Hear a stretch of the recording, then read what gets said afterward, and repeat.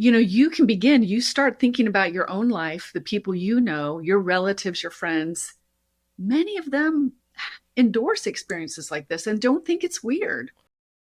How common would you say are after death or near death experiences for people? They are probably more common than people might realize. Approximating 25% of people, 50% of people? It's all over the place. It can be between about 25% of the population up to 60%. So you have to remember, not everyone is going to endorse this. They might experience it, but not share with other people.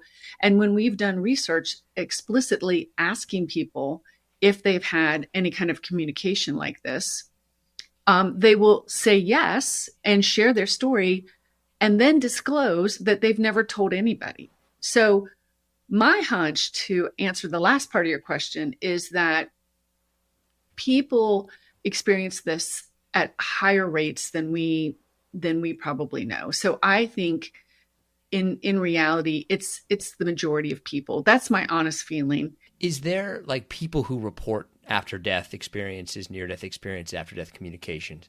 Do they fit into a kind of a category, right? Like, is it mostly men, mostly women, mostly religious people, mostly spiritual people? Like, do they ultimately kind of trend in a certain direction?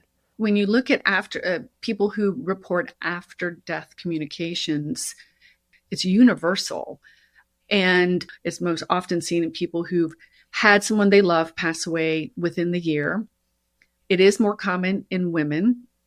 There again, we don't really know if that's a true statistic or if it's just that women tend to endorse these things more than men. In general, they sort of self-report things like this more, psychological components, emotions, that sort of thing. So the answer is really it happens universally and across time. I mean, you can find reports of these in, as far back as the Bible and earlier Greek writings and things like that. So it seems to be something that humans have experienced since the beginning of humanity.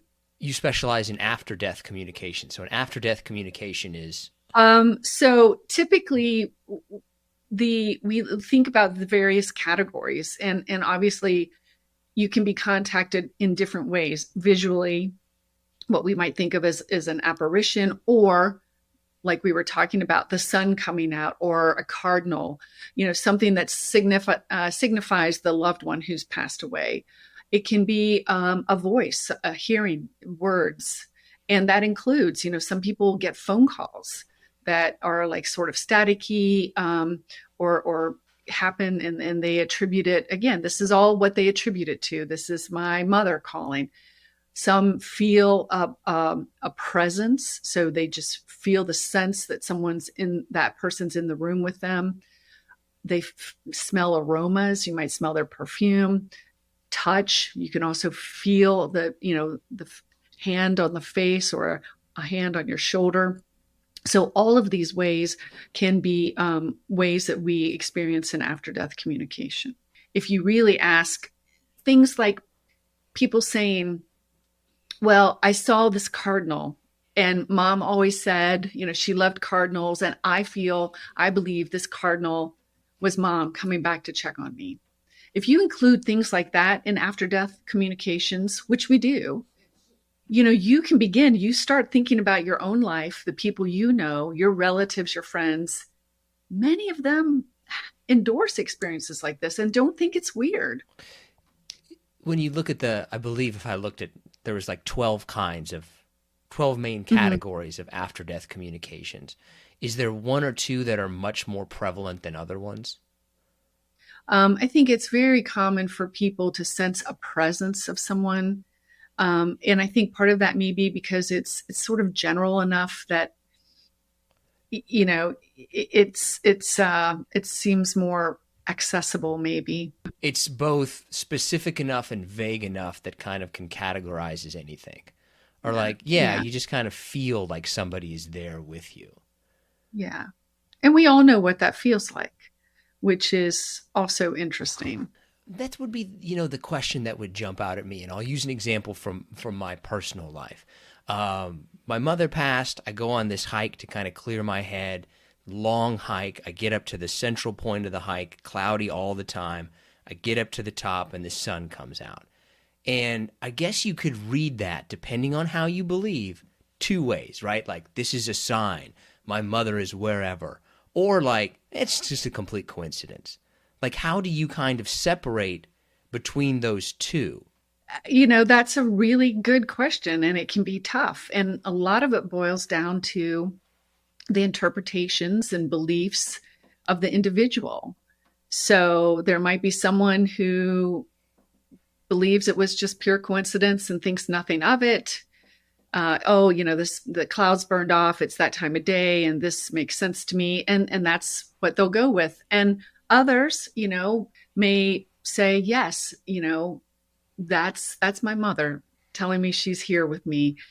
And in some ways, as a clinical psychologist, which is what I am in my background, I'm way more interested in how it impacts people, because the reality is it could be both. And to me, the important thing is the impact it has on you. Does that make you feel better? Does it help you cope with your grief? Does it make you feel like you're not alone?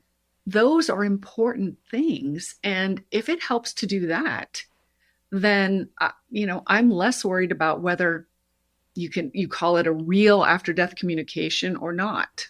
That makes sense, right? Because I'm not a religious person. I'm not a spiritual person, but it does make me happy in a way, Mm-hmm. right? And so I guess kind of, but is there a, I'll just use the phrase dark side to that kind of thing, right? Like, okay, it makes somebody happy, so what? Leave them alone. But can this go negative where people obsess, or it weighs down on them rather than lifting them up? Well, I think you can ask that of any kind of belief system. You think about any structured religion. Can it go sideways? Oh, yeah. We've seen that. We've seen that. Yeah. It can be used against people. It can be manipulated. So yes, that's definitely a possibility. And that's, that would be an interesting line of research to look at. We do know that in the after death communication research, when we've explored that, there are people who feel like they've been contacted and had experiences, and they were sort of, not real positive for them. So it might have been sort of alarming or negative in some way, with, their affect is impacted in a negative way. However, what we do find in the literature, in the research, is that for the majority of people, and I'm talking, about 75% or higher, maybe 85% even, it is generally seen as a positive thing. So they feel that it is demonstrating to them that there is something beyond, that someone is still connected to them, sort of that continuation of the connection. And for many of them, they decrease their fear of death and dying, which can be very beneficial for folks.